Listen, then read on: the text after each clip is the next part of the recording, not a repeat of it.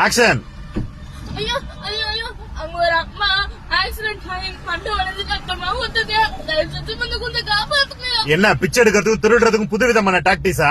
ஐயோ ஐயோ, அப்படிலாம் இல்லையா. உண்மையிலே உங்க யாருன்னு எனக்கு தெரியாதுயா. ஆக்சிடென்ட் ஆகி மண்டை உடைஞ்சு ரத்தமா ஊத்துது. இப்ப கூட்டிட்டு போனா கூட காப்பாத்திடலையா. தயவு செஞ்சு வந்து காப்பாத்துங்கயா. யாருக்கு இல்லாத அக்கறை உனக்கு என்ன? ஐயா, அன்னைக்கு ஒரு நாள் எனக்கு ஆக்சிடென்ட் ஆகி இந்த கையை பறி கொடுக்க போகுது.